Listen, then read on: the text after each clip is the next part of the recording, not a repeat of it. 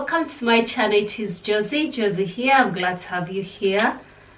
Probably before I go on, I would like to officially welcome all the new subscribers. I've recently registered a number of new subscribers to this channel. I'm forever grateful. Thank you for subscribing. Thank you for joining the family. And for the old subscribers, thank you for always being here, and thank you for always watching my videos and all the support that you give me. And probably I would like to thank Karen from So Little Time. We had a collaboration with her previously. Before that, prior to that, she had mentioned me. She had made a shout out to people to come and check out my channel and also subscribe. And also another person who I can attribute this to is Lisa from And So On. Yes, she mentioned my channel now. On her channel. I was overwhelmed by the number of subscribers who came in from Lisa's channel. I'm forever grateful. And Alex from Gingerhead and Co also mentioned my channel, and I'm so grateful for whoever still came join the family here, subscribe to my channel from Alex's channel. And for all our old subscribers, thank you for always being here and supporting me. Probably if you've not been here long enough, I always tend to post a video every week, once a week, but this time it's gone on for quite a while, which is quite understandable. I hope you're all keeping well and safe. Everybody, I can imagine that we've adopted a new normal, which is out of what we're used to and how we've always operated. I could say for myself right now, I had to homeschool my two children. One is 9 and the other is turning 6 this week. So one is in year 4 by UK standard, year 4 and year 1. So it's been a different ball game altogether, trying to compile all their teaching work and have a full-on school. If you're anything like me, you've probably had a full day's class. I decided to go on with a full timetable the way the school would hold it, because if I didn't have any setup or any arrangement in place, we would never have had any homeschool. So I'm using this time to put in some time into my sewing now that we're on half-term break, and hopefully I'll be able to bring to you quite much more by the end of the month of what I'll have been up to this month.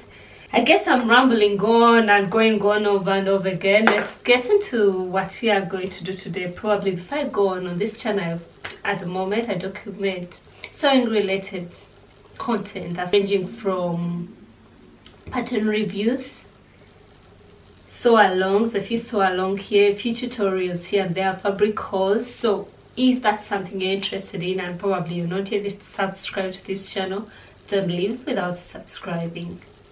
And if you've read from the title, you probably know what this video is about.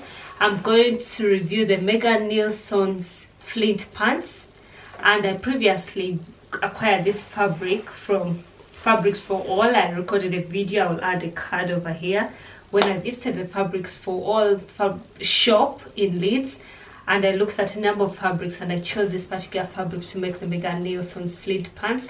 I was a bit on the fence on whether I should use it for this particular pattern, because I thought it's a medium weight fabric. I didn't think it would bring it out well, but I realized from the pattern recommendation, they recommend fabrics from lightweight drapey fabrics that will give you floaty lightweight trousers that are less stable. Then also denims and gabardine were also, is it gabardine? Yeah, one of those, and twill were also fabric recommendations for the same pattern. So I knew with this it wouldn't be as thick. And probably before I go on, I made it out of this is a Cotton Sateen, which was a fabric that was gifted to me by Fabrics for All, which is a family-owned business in Leeds. I'm a member of their bloggers team, so I'm gifted fabric in exchange for a blog post. And I went there, I chose a fabric I wanted. It's a local fabric shop in Leeds. However, as we can tell with whatever is happening on in the world right now, most shops are closed. But the lovely Sarah from Fabrics for All still has the website open, and can either call in to the shop, and you can call her and she will be able to get you fabric. If you're interested in particular fabric, she would advise accordingly, or you can order from their website. They're still open, and I think such at times when there's a greater need to support the small businesses, because they've had to close their shops and work with doors closed or probably work from home. So definitely they've got the cost of running the shop, the fabrics they've bought, they've stocked up, and they can't sell out, the rent they have to pay. So if you really fancy looking at another fabric shop to support, I would recommend Fabrics for All. I'll attach the links to the bottom. The lovely Sarah will be able to sort you out. If you're interested in a particular fabric, she would advise on what she has in stock. And this fabric was a lovely fabric. Being a sateen, it has a little stretch, not so much. I think it's about 5% to 6%. And this particular fabric is by Henna Fabrics, a German manufacturer, and this particular fabric appeared in the Butter Style magazines. I don't remember which issue, but I remember when I bought the fabric, it showed that this particular one had featured in one. So I was glad to have used it up. And this pattern is a wide-legged cropped pants. Don't worry about what I'm reading. I want to just be able to give you the facts. And this pattern is a wide-legged cropped pants and shorts pattern. And it comes with two closure options. You have an option of using a button like I did. And with this button, you could either use two buttons at the front here and there, but I didn't have two matching buttons, but I also didn't want to have two buttons showing. So I opted to use snaps for the first part. I managed to find some big snaps in my storage. And a button. And the other alternative, you can use ties for the end. I decided not to use ties because I knew this fabric was quite thick. It's medium weight, so I knew it wouldn't really flatter the ties and it would be bulky there. So I decided to opt for the button, and I had just that one that matched, because at this point you don't have the luxury of going into town and look for matching buttons. So that worked perfectly for me. And this pattern also comes in many sizes, from size 0 to size 20. And I made a size 2. However, I'm going to show you how I got along with the making when I made a toile in size 4 and how it fitted. And also another interesting feature about this pattern, it comes with two pockets definitely, but the second pocket, that's the left side, this pocket, this particular one, the pocket opening caters for the trouser opening, caters for the pocket. If you can tell, the pocket is underneath here, so the trouser opening helps in concealing the pocket, so there are no zips whatsoever, which is a clever idea actually of working around with it, so you don't have to work around zips and flaps or anything. So it's a genius way of working around with the pants. And I thought I would show you how I got along with fitting the pants. I'm going to show you the video of the fitting and how I managed to get to know which alterations I had to make. Hope you enjoy it. Thought I would come to you with my fitting. I'm trying to sew up the Flint pants, and this is my toile. I thought I would show you the fitting, how I'm getting along with the fitting. I made this in a size 4. Sorry, you can't see my face, but I think the most important thing are the shorts that we are trying to fit. I made it in a size 4. I was in between 2 and size 4, but I wasn't so sure. So I decided to make the wider fit for my first toile. And I made a size 4, which is okay. I cut out the shorts version. It's not yet hemmed at the bottom, but I guess it's quite wide. If you can tell, I can put both hands through. So this gets to show that it's wide. So that means I'm going to go a size down with my final make. I'll make size 2. And then also, a few people had made this pattern. The Stitch Sisters had reviewed this pattern, and they said they needed to make a swayback adjustment. That's an adjustment I often make on dresses I make. I didn't think I would need it for the trousers, but then I looked at myself in the mirror and I noticed if I'm going to hold this pair of pants, hold them around the waist and try to keep it, the waistband, try to keep it straight. Okay, let me assume I've made it smaller. I realized like if I try to keep it all in line, it either rides up a bit more, and if I lower it so it's all on the same line, I thought I was seeing some extra bulk here. What I'm going to do is just do a swayback adjustment that will make it pulled in a bit, and I don't think it will affect the fit a bit, because I realized if I try to assume that it's fitting right, it was overriding up more than I wanted it to. It was pulling up more than I wanted it to, so it would be higher than the waistline. It wouldn't be falling at the same point around my body where the front waistband lands. Don't know if that makes sense. So I'm going to go in, do a swayback adjustment to the pants pattern, that's the back piece, and then sew up size 2, and probably I'll be able to show you how I get along. And for my version, the final version, I'm making the crop length trousers, and I thought I would show you with a black top because it will be much clearer what I'm up to and what I'm doing. It's quite wide in the waistline and also inside, so it makes sense really to make a size 4, a size smaller to go a size down. Then also the alternate, I don't have a problem with that crotch. I think it gives me the right depth that I need. What do they call it? They call it the seat. It gives me the right amount that I need, and I think I just need to go down a size and do the sway back adjustment. I don't know if this makes sense. I can give you a twirl and you see. There's a bit of bulk here which I can see from a mirror there. It rides a bit high up. I don't know if this makes sense. It rides a bit higher up here. So I'll go in, lower it down with the sway back adjustment. Then I'll probably have a better rounded pair of pants. I thought I would show you this, my progress, how I get along with fitting the pants and getting the fit right. And from the 12 fitting, realize we have to make a sway back adjustment, which is a common adjustment I have to make on most dresses and bodies. I could say dresses that I've always made. I've always ended up making a sway back adjustment. If it's not clear to anyone, a sway back adjustment I could show you over on my assistant Letitia. Letitia is made to my body size. It's a custom made dress form which is by bootstrap patterns. Get all your measurements and then the computer drafts a pattern for you. So I had to sew up Letitia and fit it. But if it's clear, a sway back adjustment is when your body doesn't lie flat. No normal person has a flat body, but it so happened that for some of us it actually the back dips in much more than normal. So should you leave a dress lying? A dress is made to fit perfect on a rectangular body, which is not an ideal body. But if you've got a little bit of a bum and denting underneath there, you find that they end up bulging up here, or the trousers pull up, or the dress has some fabric building up here because it fits perfect at the hips, but it leaves a bit of a dent. I don't know whether that makes sense. But I drafted this to get up the sway back adjustment to help me with the fitting. Hope that makes sense. Letitia is helpful. She's coming handy to help us understand that.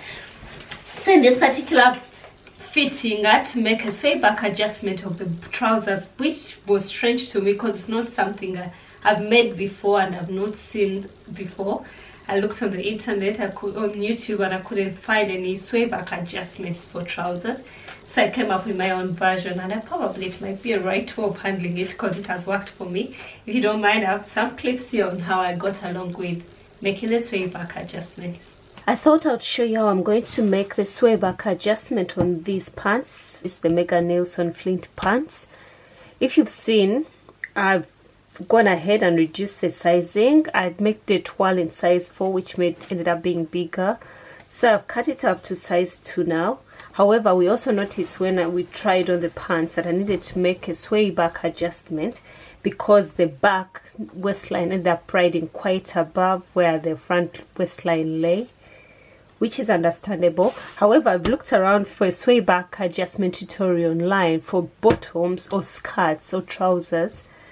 Most of ones I've come across are for bodices or dresses. So I thought I would show you my version and what I plan to do.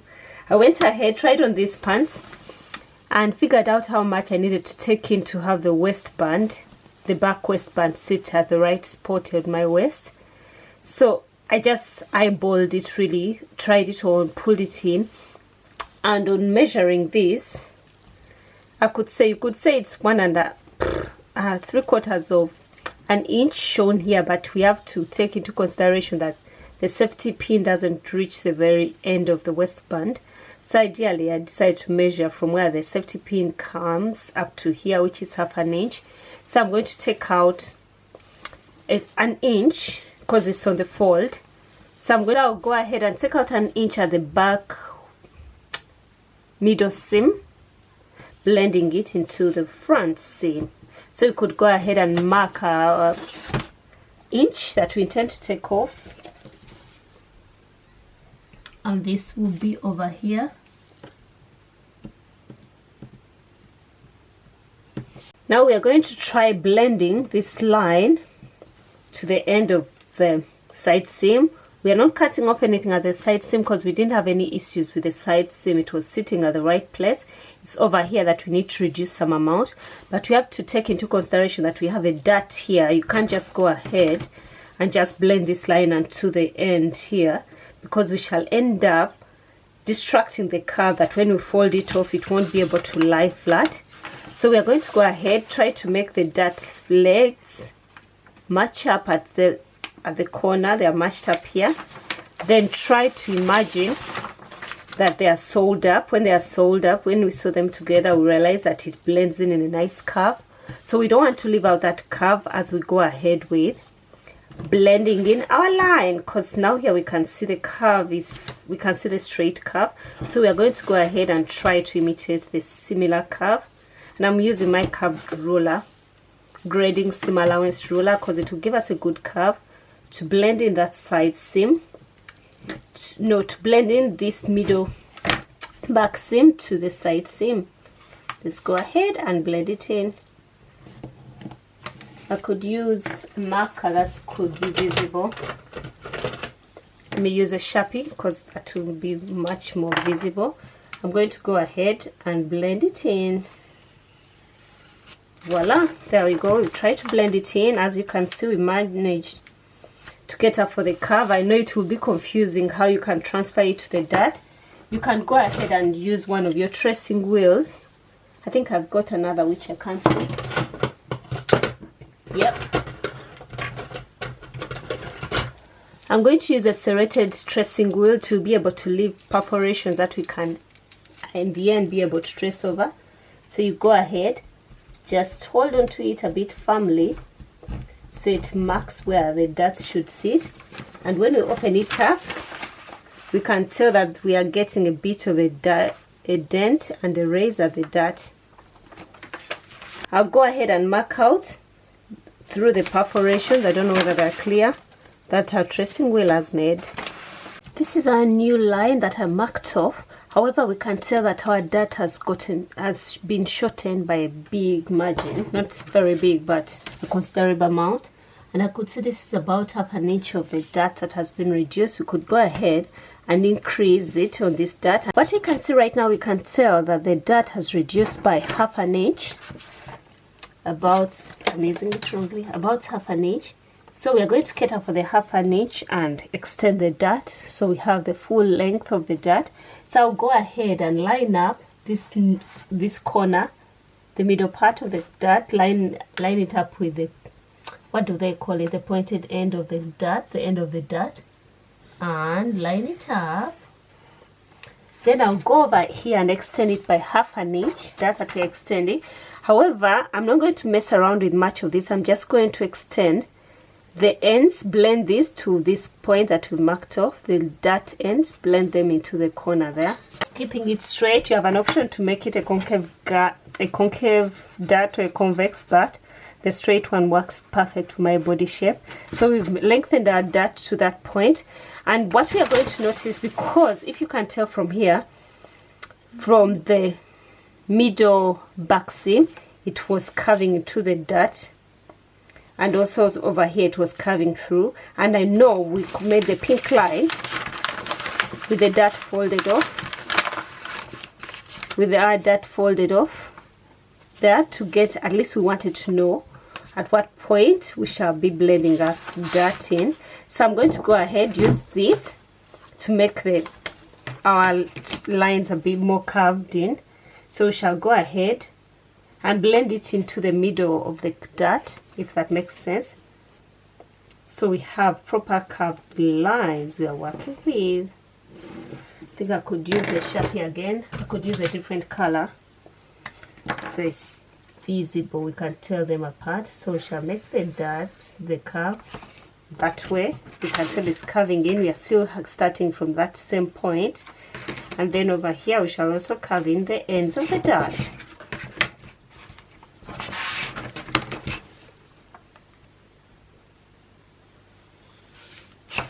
Voila! So we can go ahead and cut out our dot pieces, but we have to make sure that still, while we do all this, the curve is straight. Actually, this won't work for us, so I thought it will. Don't think it's a clever idea. Let's see, okay? Let's see if it blends in. We have to make sure that our dot at the end, after we made all the curves, this blends in, so we have to still manipulate it so it blends in. But if we cut our curve over here, that it blends in onto there. This doesn't blend in.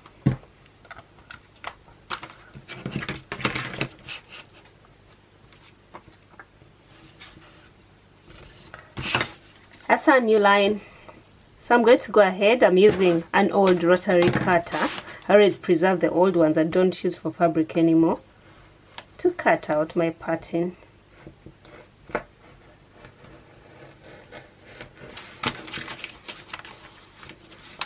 Because we want this to blend in at the end of the day. When we sew the pieces together, we want our dot to blend in. And voila! This is our new dot, and this is our new seam, and this is our new line. We've made the swayback adjustment, and there we go. So I'll go ahead and cut up my pattern pieces.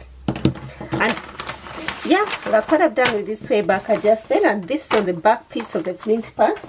And for the front one, I'll make a few changes. Because the fabric I'm using is a bit thick, I'm going to take out this pleat. I won't show it to you on camera. It's quite a procedure, a long procedure. But there's a blog post on Meghan Nielsen's website, on her blog, where she shows you how to remove this pleat. Here are my finished Flint pants. I like the way they've turned out. I could give you a twirl.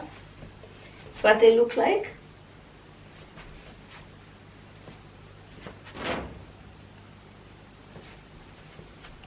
And I could give you a close-up. And here we go.